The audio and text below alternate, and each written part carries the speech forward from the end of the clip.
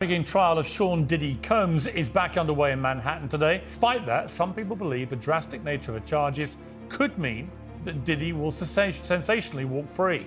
Who finds himself at the centre of the Diddy scandal, lawyer Tony Buzbee filed multiple lawsuits on behalf of alleged Diddy victims. There's recently been hit with an extortion suit by Jay-Z and accused of, quotes, targeting black men. What if I told you there's a man who claims over 100 victims came forward against Diddy, and he's leading the charge in court? His name is Tony Buzbee. He's not just a lawyer, he's a war general in a legal battlefield that could shake the music industry to its core. Everyone's talking about the charges, but no one's talking about the emotional chains that made victims stay. Tony Buzbee breaks that silence and reveals the psychological warfare behind the headlines.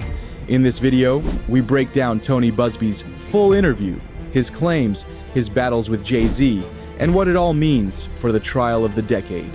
Some people, because of these various sideshows and controversy, have dropped out, but still around 100 people who allege that Diddy assaulted them in some way. Stick around, because what you're about to hear might change everything. Subscribe now, because what you'll uncover isn't just about Diddy. It's about how power shields predators, and why real justice takes more than headlines.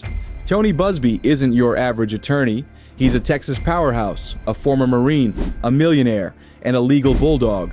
Known for taking on giants, Busby's been behind some of the biggest civil cases. And, I made a living over 30 years. I win a lot of cases because I put a lot of faith in the jury. And I try to put the bad evidence and the good evidence and explain why the bad evidence doesn't keep me from winning the case. And I think that's, Now, he's turned his attention to Sean Diddy Combs. Representing over 100 alleged victims, Busby says he's exposing a system of control, abuse, and silence that's lasted over 2 decades.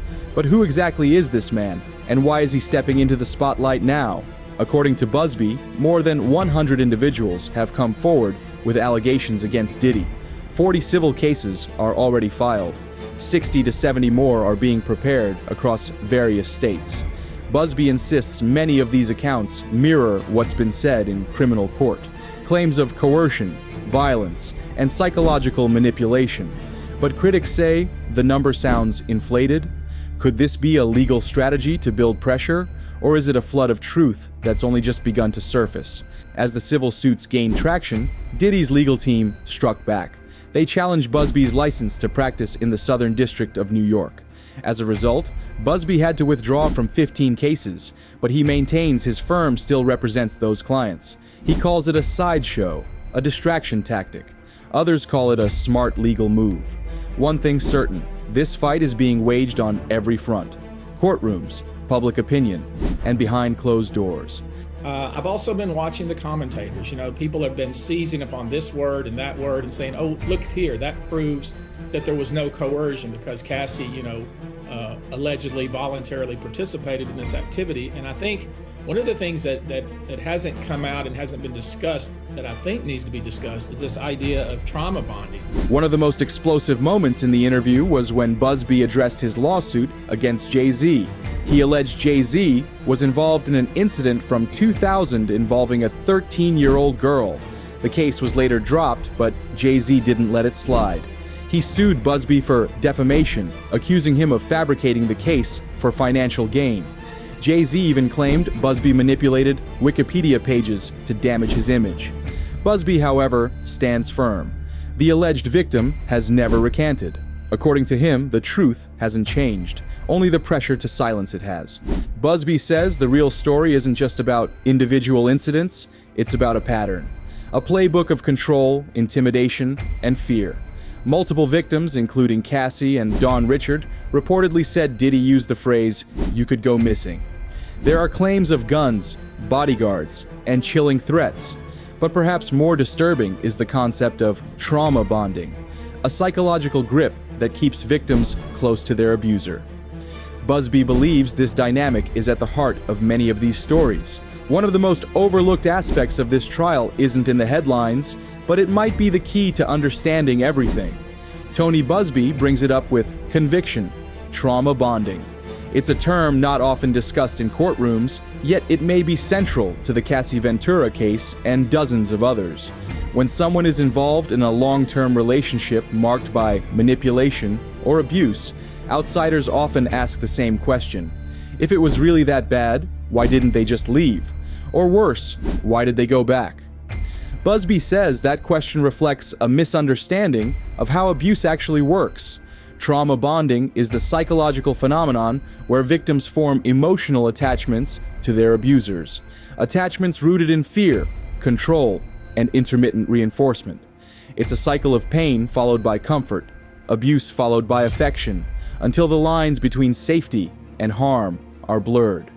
He compares it to what we've seen in cases of Stockholm Syndrome or battered spouse syndrome. The victim isn't choosing the situation, they're conditioned to normalize it. According to Busby, the texts and messages critics point to, where Cassie appeared to be a willing participant, don't prove consent, they prove conditioning. And the courtroom, Busby argues, isn't just a place for surface-level facts. It's where the deeper dynamics must be acknowledged. You can't ignore the psychology behind it, he says, and when the jury hears more stories like Cassie's, the question won't just be what happened, but why it kept happening for so long. Cassie was voluntarily participating in this. I don't see it that way, and I'm not sure the jury will see it that way either. With high stakes comes high resistance. Critics argue Busby is a media-seeking opportunist, pushing unverified claims to stay in the headlines. They point to the Jay-Z debacle, the NY licensing issue, and the volume of cases. Is this a noble pursuit for justice or a strategic campaign for leverage? Busby doesn't flinch. He claims he's being targeted because he's getting too close to the truth. Busby emphasizes that the civil cases are separate but aligned with the federal trial. In fact, he says many of the details revealed in federal court echo what his clients have said for years. He confirmed that the U.S. Attorney's Office contacted his firm early in the investigation. Some victims cooperated, others chose not to, but he insists the dam is breaking. This isn't just about one trial, it's a reckoning. A brick is not a wall. That's how Busby describes the media's fixation on Cassie's story. One testimony doesn't define the entire case. According to him, each voice, each piece of evidence is part of a much bigger structure, a wall of abuse that's been built over time. He criticizes media pundits who cherry-pick texts and try to discredit victims. Trauma doesn't always make sense, he says, but the patterns are impossible to ignore. The storm isn't over. Busby says many more cases are being filed, especially in California. He hints that powerful names might soon be implicated. The legal web is widening, the stories are growing louder, and the backlash? He's ready for it. Is Tony Buzbee a fearless truth seeker or a legal tactician playing a very public game? That's for the courts and the public to decide. But one thing's clear, the Diddy trial is no longer just about criminal charges. It's a fight for narrative control, a fight for justice, and maybe a fight for the future of accountability in the entertainment industry. And here's the final twist. One of Diddy's former insiders is rumored to be preparing to testify, someone who was closer to the inner circle than anyone else. If that witness takes the stand, it could shatter what's left of his defense.